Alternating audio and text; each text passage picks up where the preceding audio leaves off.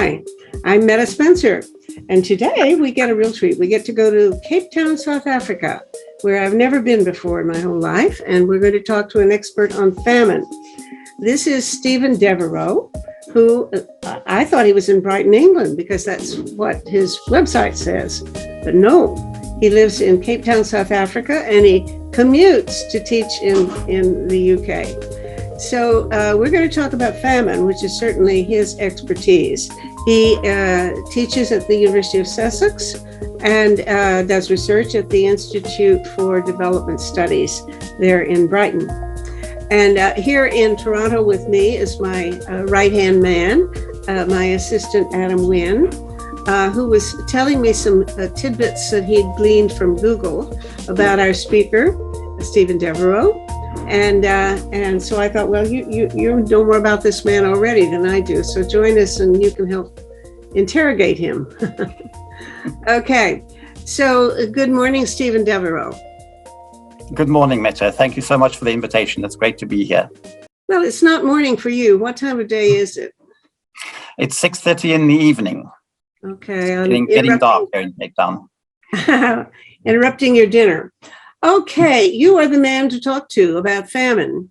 And there's a lot to say these days, as I understand it, because here's where I'm coming from, that I'm at least aware that for the last number of decades, there's been very little famine that you could, if any, that you could say was due to natural causes, the climate or even the economy.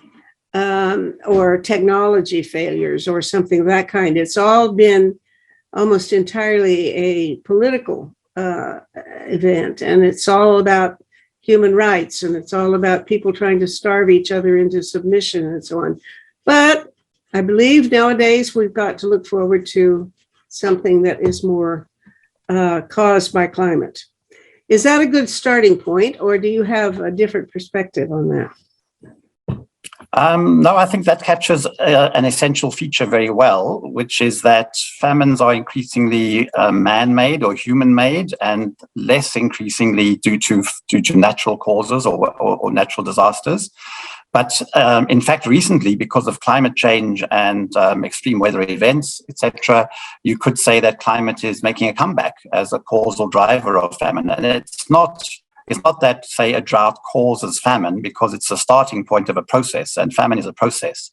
I think we have to separate out famine from disasters such as an earthquake or a tsunami, which happen very quickly. They are rapid onset disasters. A famine is a slow onset disaster. To put it bluntly, it takes a long time to starve to death. So if somebody dies of starvation during a famine, that process has taken several months, and it can be triggered by a drought, and often is, even now. But it's going to take some time, and other factors have to fail, other problems have to arise as well, that mean the person who's affected by the drought doesn't get food and ends up starving. So it's a process. Well, also, I think probably you can see it coming for the most part, can't you? I guess it all depends on what kind of famine it is or what's the cause, whether you can anticipate it. For example, I think right now people are saying we have to prepare for this winter when the shortage of food of wheat from Ukraine and Siberia hits North Africa and so on. Yes. In fact, one thing that has changed in the last 30 or 40 years is our information about famine, or our prediction about famines, have improved a lot. So we have early warning systems, and there are many very sophisticated early warning systems these days. But in fact, recently, you could even say we don't need those sophisticated systems because we have mobile phones and we have the internet. And so it's much more unlikely that somebody's going to starve to death in a remote part of a country in Africa or Asia, and that won't be known until it's too late. Nowadays, we know what's happening. We can predict what's going to happen. And as you say, this crisis in Ukraine is generating new threats and new famine risks, which we know about and we can see coming. So we should be, in theory, able to prepare for those and intervene to stop them. Yes. Well, I think you have focused largely on Africa for the food shortage and food insecurity in Africa, right? That's where most of my work has been, but my historical work on famines, I actually worked on 20th century famines. So I looked at all famines that occurred across the world in the 20th century. So I've worked mostly in Africa for my professional career, but I've looked at 20th century famines across the entire world. And in fact, most of the famines that claimed millions of lives didn't happen in Africa, they happened in Asia, and even in Europe, in Russia, the Soviet Union. So yes, I've looked at historical famines across the entire world, and increasingly these days famines occur in Africa or in Yemen, just across the border in the Middle East. So it's become much more concentrated geographically in the Horn of Africa and the Middle East. But yes, the historical famines that claimed most lives didn't happen in Africa. They happened in India, in China, and in the Soviet Union. Mm-hmm. So you say you're looking at historical records. Are there things that you can learn or from historical events that really help in planning and forestalling famines, future ones? Yes, definitely. I was working on this idea of new famines and what's different about what's happened recently, because we've had famines continuing into the 21st century, not on the same scale, but we do have famines, quite recent famines that have happened in Africa, as I say, in Somalia, but also in Malawi, Niger, and Ethiopia since the year 2000. And we looked at those famines in a different way to the historical famines, because in the past, what I call pre-modern famines occurred in, let's say, isolated communities, far from markets, far from capital cities, out of the reach of humanitarian agencies. And there, a drought that happened, which caused people to lose their crops and their livestock to die, and no traders came bringing food. If you couldn't get access to food, you would simply die. And you could say it was a very clear, simple process, from the drought causing the collapse of food production to lack of access to markets, and then people starve, unless they can migrate and find food somewhere else. Nowadays, the modern famines that we look at don't occur like that. They could be triggered by a drought, but you always have to ask yourself, why didn't traders come? Why didn't humanitarian agencies come? Why didn't the government respond and save those people? I mean, after all, it's a government responsibility to protect the lives of citizens. So if they didn't do that, and if the World Food Programme and other aid agencies didn't arrive with food aid, something's gone wrong. The drought, as I said earlier, is the trigger, but it's the failure of response that causes the trigger to evolve into a famine. And that takes place over many months or even years, as we have seen in places like Yemen and in southern Madagascar right now. These are long-term processes. They are slow onset disasters. So you have to ask yourself these days, unlike the past, why, when we have so much information and so much capacity to respond, are people allowed to die? It's not the same as in the past when you couldn't stop it. Now we can stop it. So if it's happening, it's because somebody didn't act, or because there's an intention actually to use famine as a weapon of war. Okay, let's talk about present, because I have read an allegation, I think you could call it an accusation, that Russia is deliberately blocking the export of wheat from Odessa or other parts of Ukraine to the places where I think largely North Africa, Middle East, and that they're doing this just as a political, an act of war, trying to use this deprivation of food as one of the few levers they have really against Western states. Now, I don't know whether that's somebody's imagination. What do you think? It's obviously very difficult to understand what Putin's thinking is about what's happening right now in Ukraine. But certainly, I would agree partly with that statement. My feeling is that what's happening is that Putin is trying to starve Ukraine economically. He's trying to close down the economy of Ukraine, firstly by controlling the ports, because, as you say, Odessa and other ports are the main ways that Ukraine exports its commodities to the West and to Africa, and they make a lot of their revenue from that. And in fact, many countries, including famine-prone Yemen, depend on Ukrainian grain for more than 30% of their food. So, and there are many countries in Africa that are badly affected by this. Egypt is another one. So these countries are going to get the indirect consequences of Ukraine. It's not to say that Putin's got anything against Yemen or Egypt or any other countries in Africa or the West, but certainly this economic tactic that he's using in Ukraine has the potential to create food insecurity and even food crises in other countries as a secondary effect, as a knock-on effect. So that's certainly a real risk. And the fact that Ukraine has been seen as the breadbasket of Europe and exports huge amounts of grain across the world, and also Russia and Belarus export a large amount of fertilizer and fertilizer ingredients like urea and potash and ammonia to other countries, that could also have secondary effects on food production and therefore food availability, because the sanctions against Russia and Belarus also include sanctions on their fertilizer exports. So that can undermine food production in many countries that depend on those fertilizers. So there are many secondary and almost unintended consequences of this conflict, which are potentially very serious for food insecurity and potential famine conditions.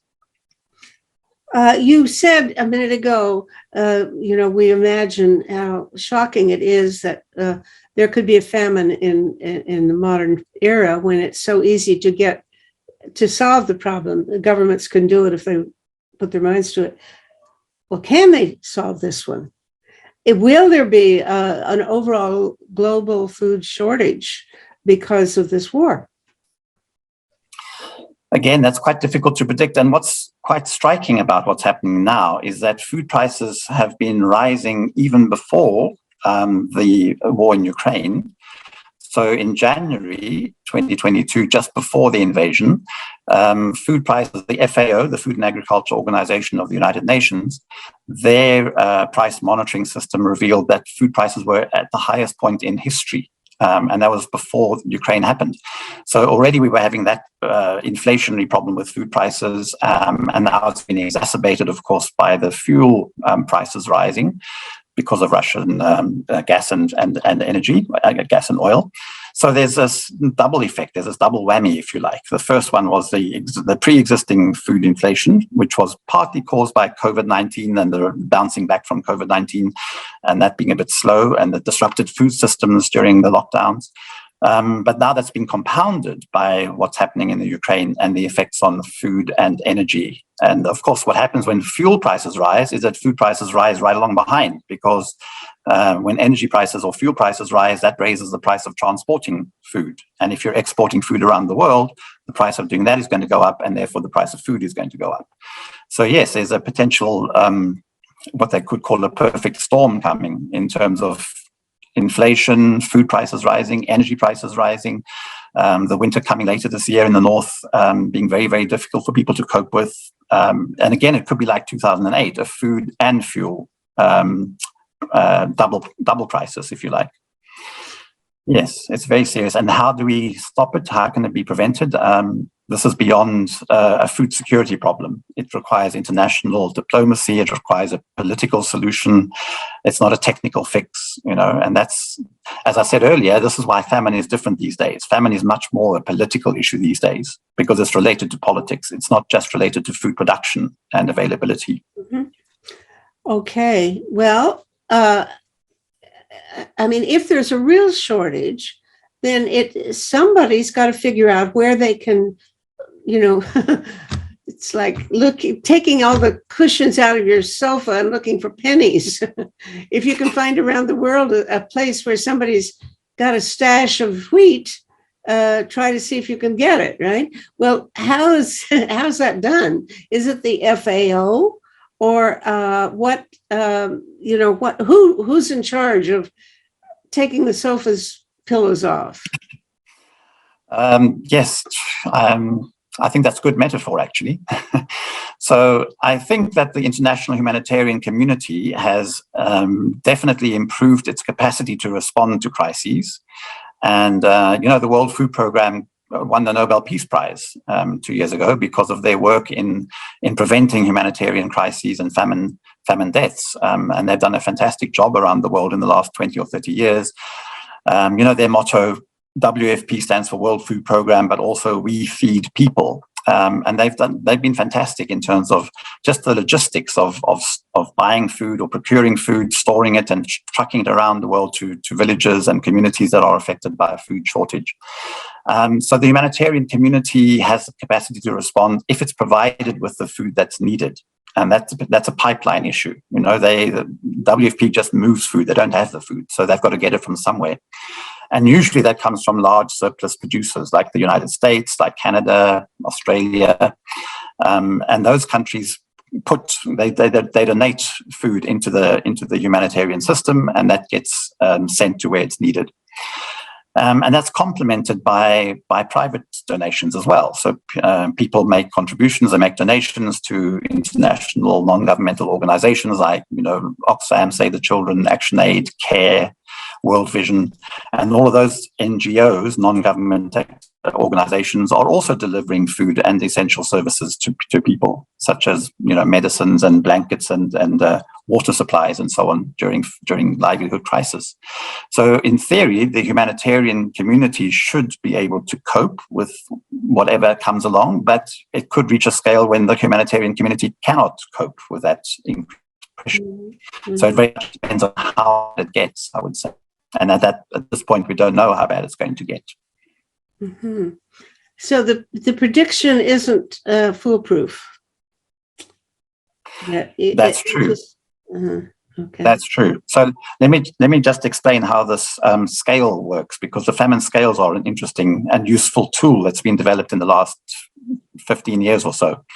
So in the past, as I said, there was a 1-0. You either have a famine or you don't have a famine. Mm-hmm. And we knew there was a famine because people are dying, and you can see the bodies in the street, if you like.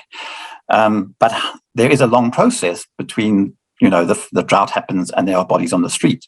So the famine scales were invented as a way of calibrating the problem, so you can see how bad it's getting, and you can hopefully intervene before you get to the most extreme situation of bodies in the street. So it started with my colleague Paul Howe and I. Paul Howe is now the director of the Feinstein Center at Tufts University. Mm-hmm. And Paul Howe, I worked with him, but he came up with this idea of a famine intensity scale and a famine magnitude scale. And the intensity scale is just looking at things like malnutrition rates. So when you have very low malnutrition among children, 2% of children are low weight for age, then you can say that's food secure, that's stable, there's no real problem there. But then you go from 2% to 5%, and you can say, okay, there's a bit of a food problem here, it's food insecure. It goes to 10%, and you say, okay, this is a food crisis. It goes to 20%, and it's a humanitarian emergency. It goes to 30%, and it's a famine. So we use indicators like that, malnutrition rates, and also crude mortality rates or death rates. When you reach 2 deaths per 10,000 of the population, that's a famine. And that scale shows you where you are on this process, so that you can say, okay, we are only at food insecurity situation now, but unless things change, we could move to food crisis. And from there, we could move to an emergency and then to famine. So the humanitarian response must intervene as early as possible to stop the famine from happening. Mm-hmm. And this idea was, we worked on it first, but then the United Nations picked up on it, and they developed what they call an integrated phase classification scale, which is very similar. It's the same idea. It's got 5 levels. And when you're at level 1, you're food secure. When you're at level 5, you're in a famine situation. And that scale has been used, for example, in 2011, the first time ever that a famine was officially declared by the international community was in Somalia in 2011, when that scale was used to say, we have now reached level 5. This is now officially, in terms of our technical definition, it's a famine. And that mobilized a massive international response, and lots of food aid arrived, and the famine was contained. And then they went back down from level 5, back down to level 2 or 3. So the scale is a very useful way of predicting where you are, of estimating where you are in the process and predicting where you're going to go, unless there's intervention, and therefore trying to mobilize an intervention as early as possible to stop the famine from happening. Oh, okay. So this is a fairly new thing, this scale that you and Howe created. Is this the same thing that the UN is using, or do they just pick up the same idea and do it their way? Yes, we published our article, I think, in 2004 or 2005. And there were already some ideas like this around. There were scales, for example, back in the 1800s already in colonial India, the British had devised these things called the Famine Codes.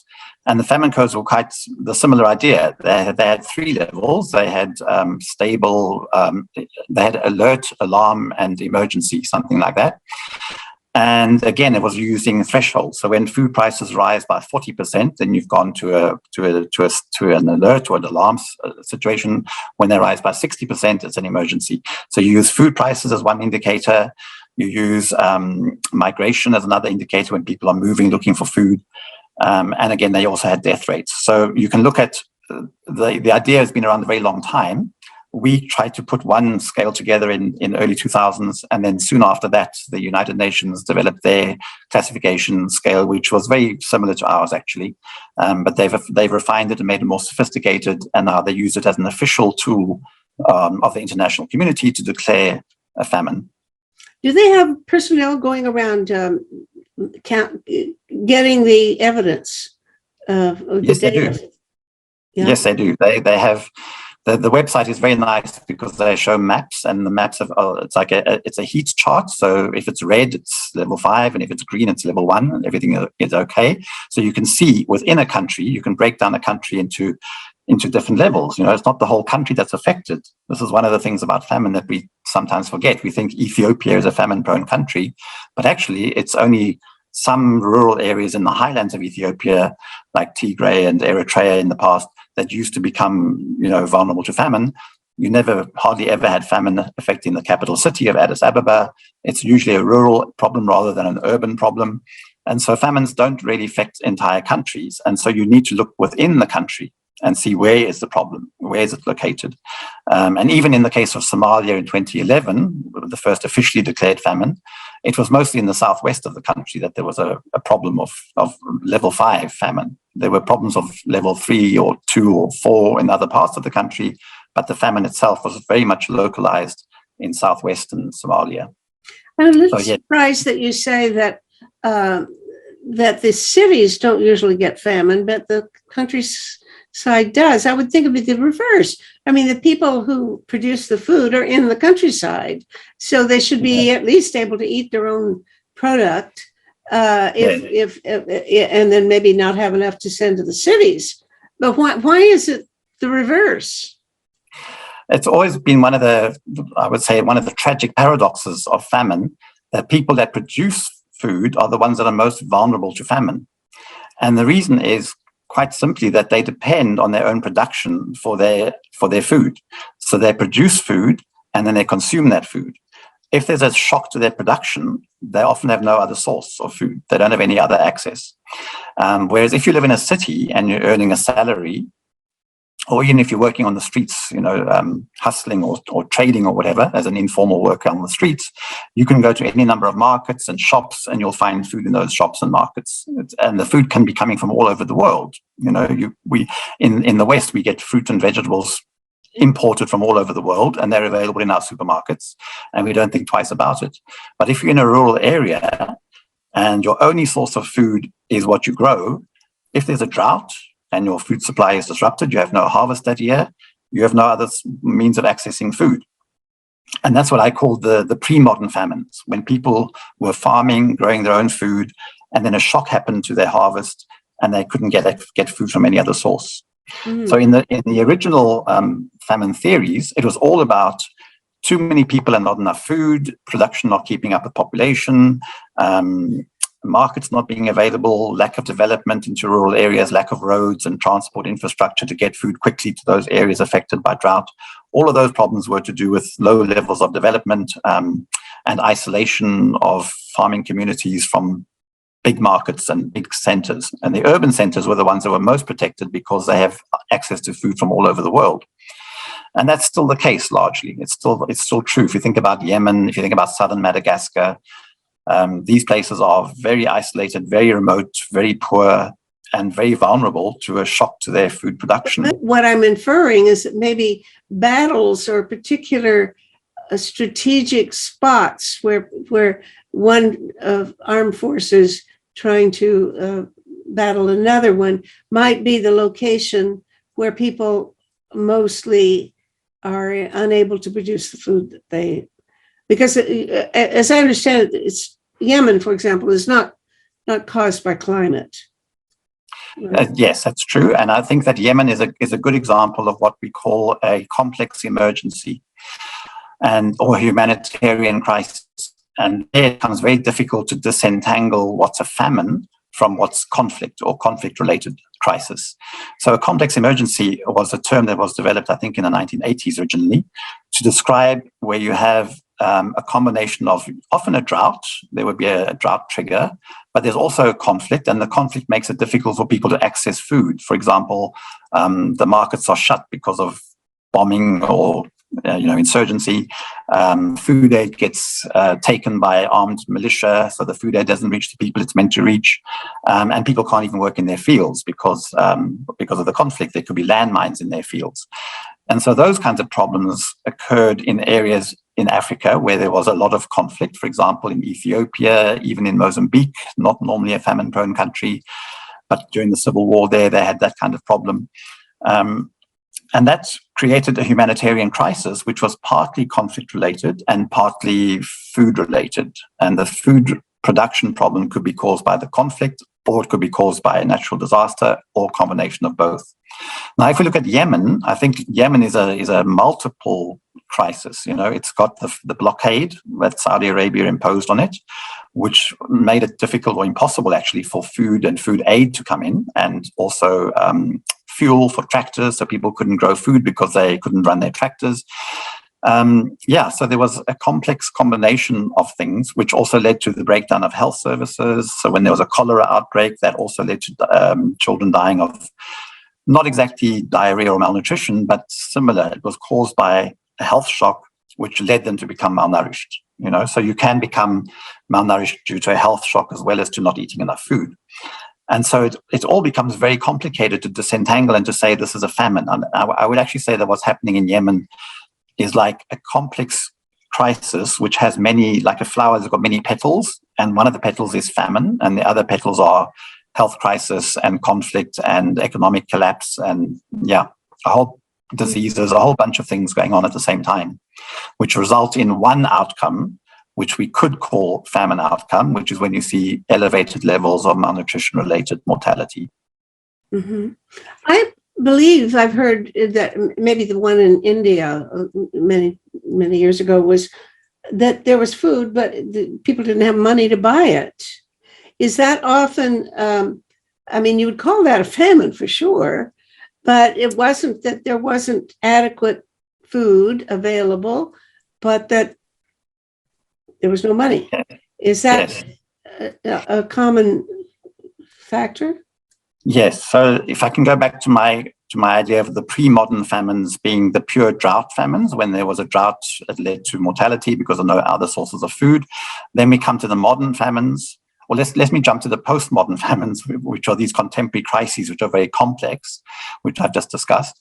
But then we also, in between that, had the modern famines. And the modern famines were very nicely conceptualized by Amartya Sen, Professor Sen, who won the Nobel Prize for Economics. And he came up with this idea of entitlement failure. And what he meant by entitlement failure was, if I don't have enough money to buy food, but there's food in the market, and I starve, I don't have entitlement to buy that food. I don't have the means to buy that food. And I could starve even though there's plenty of food in the local market. And that was a very powerful way of explaining certain famines that happened, especially in Asia, which were due not to any kind of natural disaster, but to market failure. And in particular, having food prices rising very fast. And the classic case that he wrote about was in Bangladesh in 1974, when there was a prediction of a flood that was going to destroy the rice harvest. And as a result of that prediction, people started hoarding whatever rice they could get. Traders and even private households, they would store all the rice they could get and take it, and they took it off the market. And as a result, food prices rose very dramatically, 3 times above their normal rate. But in fact, the shock to the harvest was very small. There was an exaggerated prediction, and the actual shock was very small. So maybe a 10% reduction in production, but it led to a massive reduction in market availability of food, and that caused food prices to rise, and people starved, especially landless laborers and people on low incomes who couldn't afford those higher prices. They starved. But there was food in the country. And what Professor Sen showed very, very clearly is that there was more than enough food to meet everybody's needs. It's just that the people that needed it couldn't access it because the price was too high. So that's what Professor Sen calls entitlement failure, which is when, as an individual, I don't have enough money to access the food that's there, even though food is available. Now, I've heard that that even before famine begins to take lives by starvation or the diseases that go with it, that there can be political implications, violence in the streets and so on. I've even heard people say that the explanation for the Arab Spring was rising prices of food, that people were frustrated because they couldn't afford to buy bread. Is that the case? And at what point or I suppose it doesn't happen always, that if you have a rising prices, maybe some places accommodate to it. What is the connection there? Is this a normal thing that you have to expect, that if the food prices go up, you're going to have riots? Yes, I mean, food riots have been very common throughout history, and even quite recently, and I think they're probably going to continue in the future. And the reason is simple, because food is essential for life. If you are threatened by rising food prices to the point that you can't feed your family, then what can you do except take to the streets and demand that somebody helps you? The government or the international community should come and help you. So food riots are a very common response to rapid food price rises. What happened in the Arab Spring is interesting because it's actually a kind of shock which wasn't a natural disaster at all. It was an economic shock. And it was particularly this food aspect, I mean. And it was when governments started removing their food subsidies. So in the Middle East in particular, there have always been very heavy subsidies on basic food items. Like there's something in Egypt called baladi bread. Baladi bread is subsidized bread. And it's used by governments as a way of pacifying the population and keeping food affordable for people. But under pressure from agencies like the World Bank and the IMF, government started removing those subsidies in 2008, 2009. And this led to popular uprisings and protests among people that couldn't afford to buy food at prices that weren't subsidized. So that's certainly one way that you can induce a food price rise, which can in turn trigger these political consequences. And what we're seeing right now with food price rises is it's not the same as a government policy that's leading to these food price rises. In fact, many governments seem to have been taken by surprise with all this recent inflation that's happening and don't know quite what to do about it. But there's certainly going to be some political consequences. And some of the immediate responses that we've seen already are that governments are introducing subsidies on prices. So as prices rise of basic food items, they are either removing taxes on those food commodities, or they are subsidizing the prices to bring them down to make them affordable for people before they take to the streets and start rioting. Because if they don't do something, no doubt riots will follow. I also heard a similar story about Syria, that what had happened was that there was, drought or something, which meant that there were large numbers of farmers who couldn't produce the food, and they migrated to the cities, and there were no jobs there. So that it was easy to recruit them into, militias that were forming to create a war. I don't know. Is there any truth in that the reason for the Syrian war could be traced to a food shortage in the countryside? I think the way I would put it is that food is often one of the triggers or the drivers of a large number of political crises that happen. And in Syria, it probably was one. And it's probably one that's made worse now by the ongoing conflict. And as I said, the same you could say in Yemen, and the same is happening now in Ukraine. It's not immediately about food. Politics is more complicated than that, but food enters into it, and food becomes either a weapon during the conflict, or it becomes a problem that the conflict creates. Producing food and moving food around becomes difficult. And so, yes, it could well be the case that in Syria, food issues are part of the crisis, one of those complex emergencies that we talked about. Mm-hmm. One time, maybe 3 or 4 years ago now, it's been a while, I had a conversation with Alex Duval on one of these talk shows. And his concern then, maybe it's the same with you, it was then to urge that people think in terms of creating a convention or something of that kind, which would make it an act of maybe an act of war, a crime against humanity, or some really horrible label to put on anybody who deliberately induces food shortage as a political means of controlling other people or waging a war. What's the status of that? Is there a fully developed convention that would not only, I know there's something called the Convention on the Right to Food, but this is more like a stigma that I think he was calling for to apply to anybody who deliberately causes a food shortage as a political act. Where does that stand?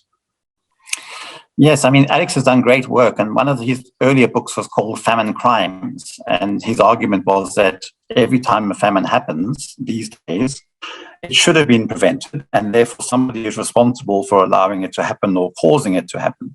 And therefore, if we were to criminalize famine, then every time a famine happens, somebody should be held accountable, and somebody should end up in, say, the International Criminal Court. And I'm very sympathetic with that view. I mean, I genuinely believe that famines shouldn't be allowed to happen these days. If they do happen, somebody should be held accountable.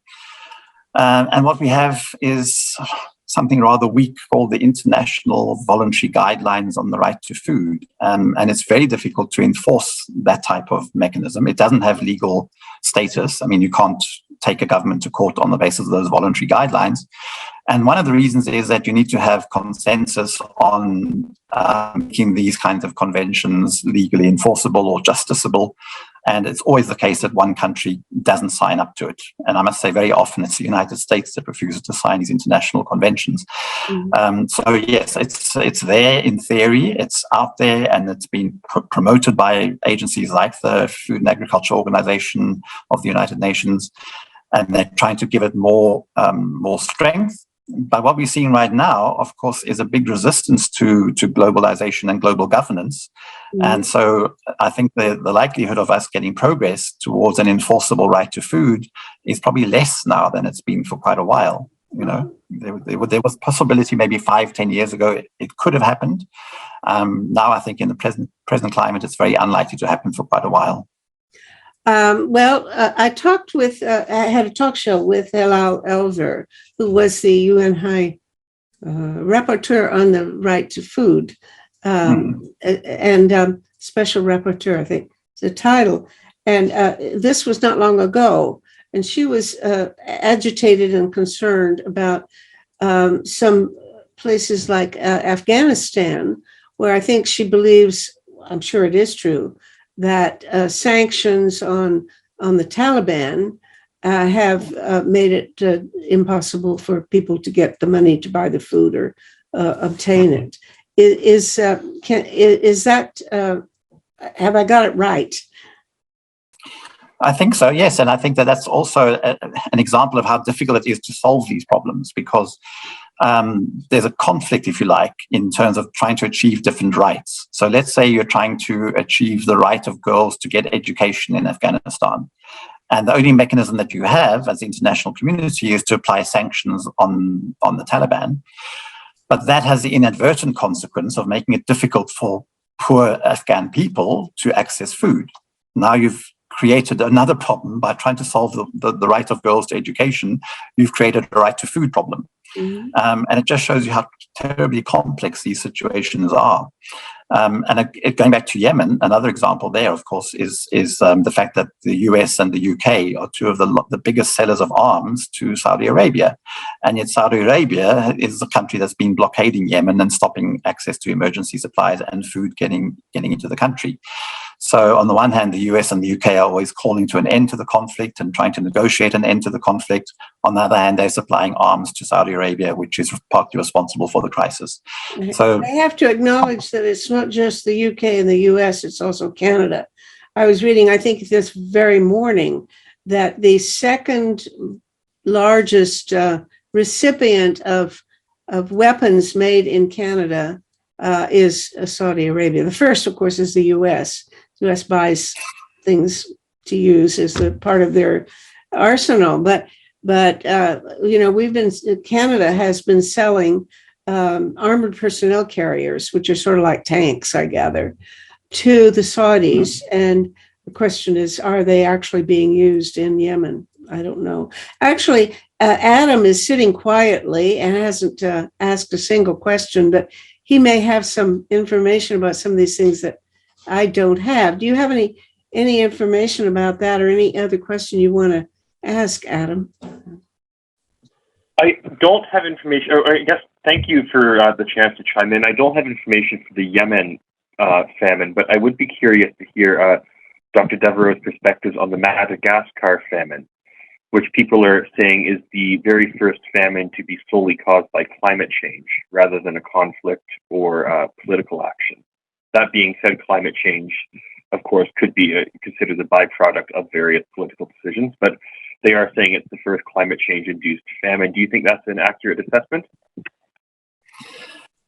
Yeah, I mean, the situation in Madagascar is very puzzling because, in a sense, it's a kind of a throwback to the kinds of famines that I was calling pre-modern, which we shouldn't be seeing anymore.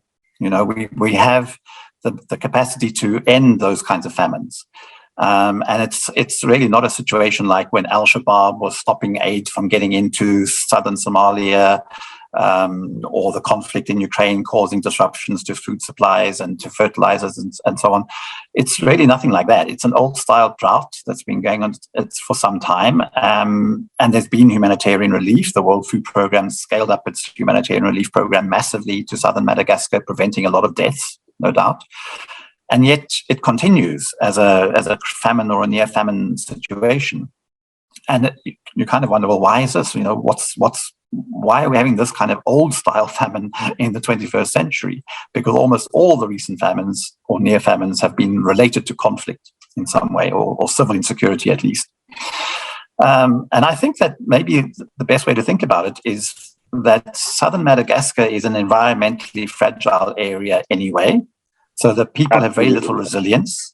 Yeah. And when you throw in extreme weather events or protracted droughts into an environmentally fragile context where people are very, very poor, initially, before even the drought started, they were very poor. They have very little savings or other assets to fall back on. And they have very weak infrastructure and very weak government. So the government capacity to respond is very limited.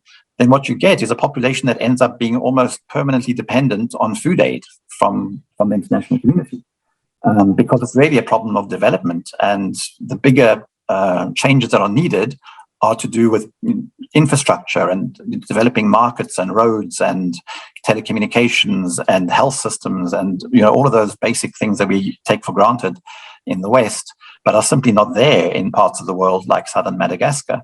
So when you have climate change affecting an area like that, it just highlights all those other pre-existing challenges that those people were facing. They were struggling at the edge of survival anyway, and now climate change comes along and tips them over the edge.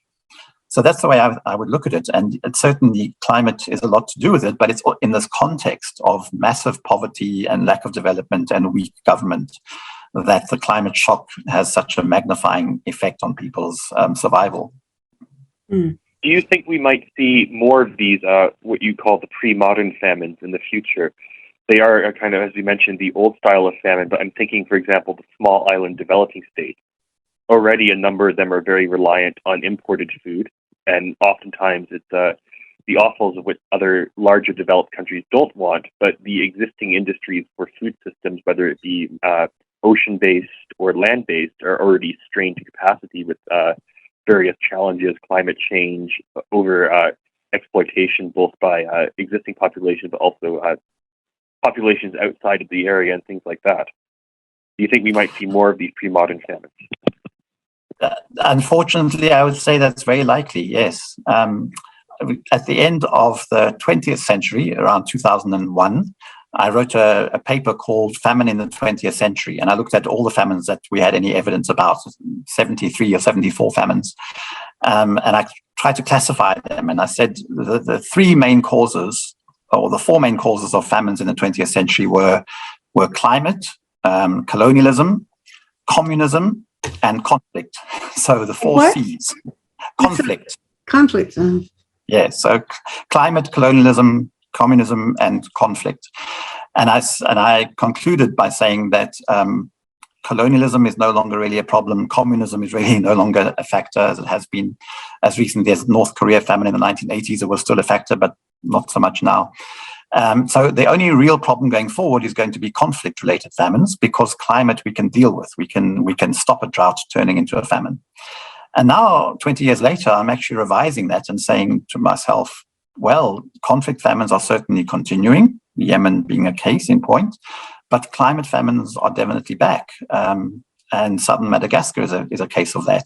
And you're right, Adam. It could be the first climate change famine, and it could be the first of many. You know, it's not just the climate on its own. As I said, it has to be in a certain context of fragility. If you look at a country like Japan, for example, they import most of their food, but they're not vulnerable to famine.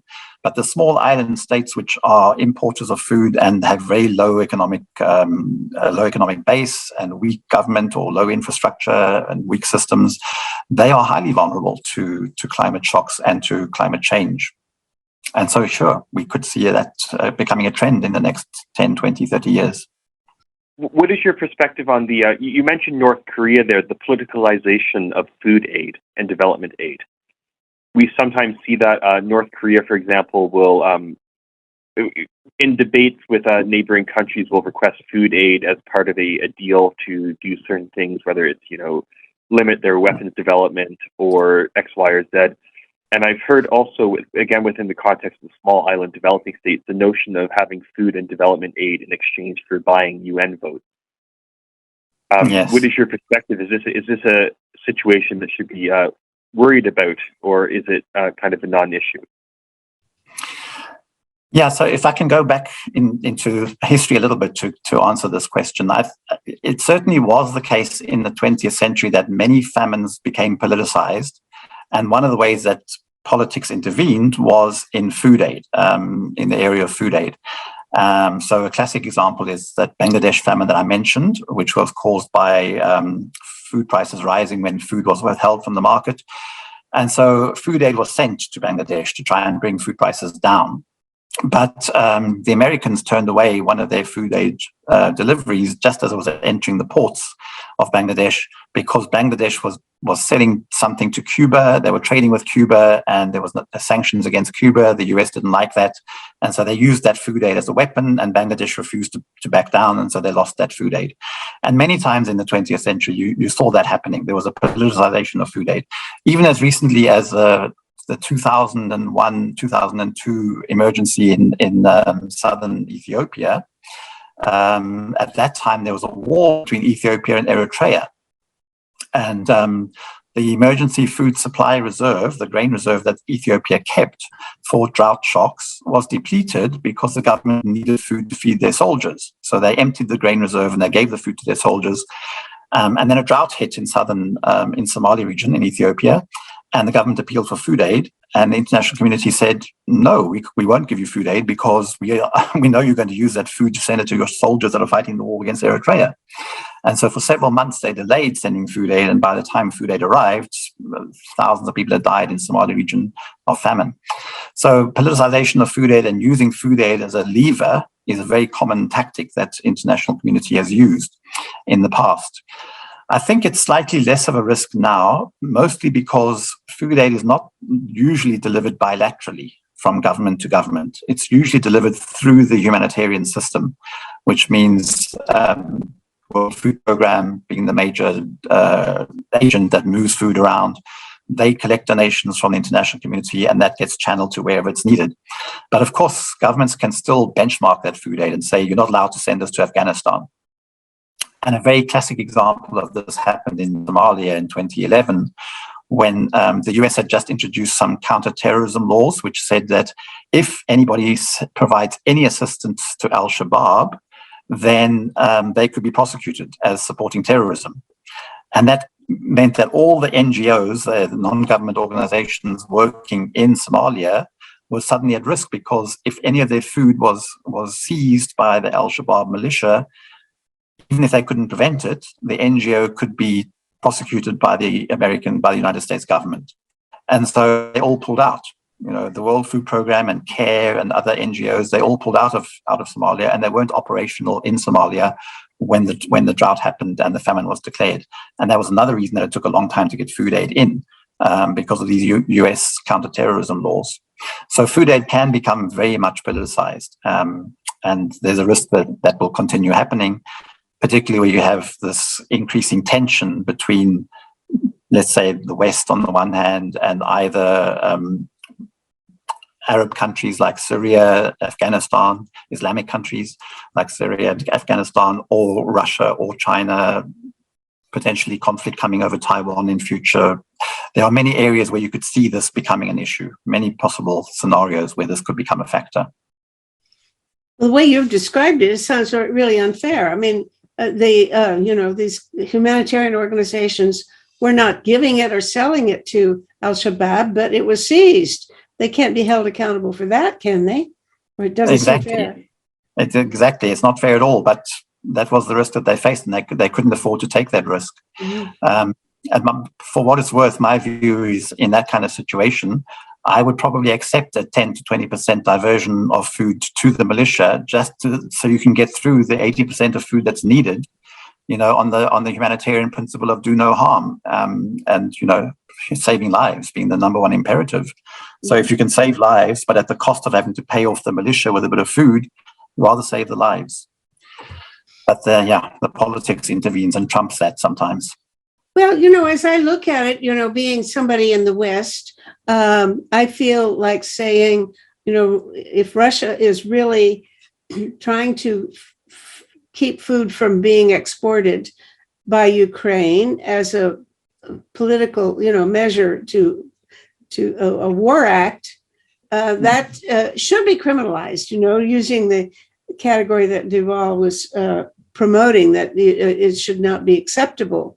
On the other hand, sounds like if you apply that rule universally, that would apply to the US and other countries that are continuing to impose sanctions on Afghanistan for the same kind of reason, to pressure the Taliban.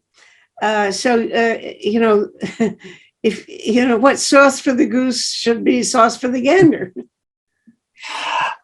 That's why it's difficult to get a unilateral consensus across the world on some of these very, let's say, sensitive issues, conventions on the right to food being one example of that. Yeah. I don't think we're ever going to get the whole international community to sign up to something where they could be held accountable later for actions that they themselves have done. When people come in with food, do they give it away? Do they sell it? Do they have people pay for it at a discount, or what? And I've heard that bringing in food aid actually is harmful to the local producers, because you're giving food away that they would otherwise be able to sell if they produced it. So it ruins the market for the food. That's a very good point. Yes. So there's been a shift in the international humanitarian response in the last 10 years or so, away from food aid and towards cash. But it very much depends. So in other words, even during an emergency, you give people cash to buy food rather than giving them food directly. But it very much depends on doing an assessment of the situation on the ground. So in some cases, the markets are functioning well. It's one of those entitlement failures where people don't have money to buy food, but food is actually available. And in such cases, it's better to give cash, because that would stimulate trade and stimulate local producers, local farmers. And in many cases, the people badly affected are farmers themselves. So they take that cash and they buy food, but they could also buy fertilizer and seeds to start farming and growing more food again for themselves. So if you can use cash, it's usually better than food. But of course, in many crises, in many humanitarian contexts, there isn't any food in the area. You just can't buy it for any money. And in that case, if you were to give cash, it would only drive up the price of existing supplies, which are limited. So you need to do a very careful market assessment to understand what the situation is, and then decide, is it appropriate to use cash transfers here, or must we stick to food aid? But as I say, increasingly, there's a tendency to move towards cash, or even to give people money through their mobile phones, that they can go to a shop and buy food with that just by showing their phone. So you redeem it through your phone. It's called mobile money. And this is an increasingly common way of getting resources to people quickly. It's also it's a much faster way of getting resources to people. It's much less administratively cumbersome. You don't have to buy food, ship food, store food, and all of that, and distribute it. You just send people money through their phones, and they can go and get food in the local shop. So yes, if you can use cash or digital ways of transferring access to food to people, rather do that. And that's a trend that's going to continue in the years ahead. Mm-hmm. How much of that would be involved if we have this food shortage coming up globally as a result of the war in Ukraine? I'm trying to imagine what the best method is to try to alleviate that. Again, it depends on how badly food supplies are disrupted. But in most, it's almost true to say that almost every country in the world has got more than enough food at any given time. It's only about the distribution of that food. So who gets access to it? And giving cash to poor people that don't have access is a way of improving the distribution, making a level playing field so that poor people get access to food as well as the rich. And as I said, in most cases, it's not a problem of not enough food. It's a problem of accessing that food. So what happens with Ukraine, it very much depends on how much food is taken out of this global system and how much food prices rise, and how quickly other countries can respond by producing more food or releasing some of their grain reserves into the humanitarian system, or even exporting it to other countries. In the past, when we had those pre-modern famines, there wasn't the capacity to ship food around the world very quickly from surplus areas to deficit areas. Now we have that capacity. And so it's really just a question of redistributing the food that's available. And I don't think even under the most extreme predictions, there is an expectation that the world will run out of food, or that there won't be enough food at the globe. It's just a matter of how do you get access to people that need access. Mm-hmm. Okay. I've been monopolizing his attention. Maybe you still have some thoughts that you want to. Well, I see we are approaching the hour quite soon, but I do have a question for you, Dr. Devereaux. Were you living in Cape Town during the water crisis? And I'm wondering what your experience was during that, and do you anticipate there may be a day zero again in the future? And how does that link in with with famine? Was there also food insecurity at the same time that there was water insecurity in Cape Town? There wasn't water. There wasn't food insecurity, but there was a really serious threat of running out of water, and we were literally going to shops and buying 5-liter bottles of water to store under the bed. And people were queuing for that, and they had limits. You could only buy 4 of those bottles at a time, and they were shipping or trucking water in from other parts of the country. So yes, it was a real risk, and it was really just a lack of rain for a couple of years that led to the dams running very low. So there was a risk of running out of water altogether, and it was a wake-up call.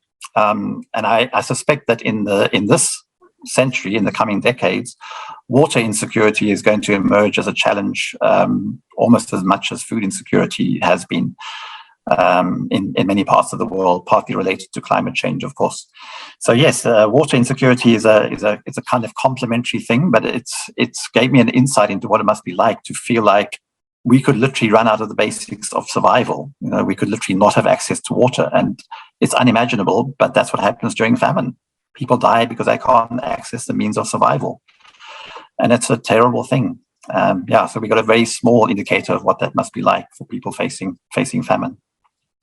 Mm-hmm. Well, can you give us a hint about what you are prioritizing in terms of your own research? We only have a minute left. What is it you find that you want to pursue as a research question now, because it's so important? So in my early years as a development professional, I was working on famine and food insecurity. And then I kind of felt that famine was becoming part of history. It was more an academic problem and not really a topical issue. I now think that I might have been premature in that judgment, but I moved towards looking at social protection, which is responses to food insecurity by giving people access to cash or food through, like I said, mobile money through their phones, or pension systems, or child benefits, and so on.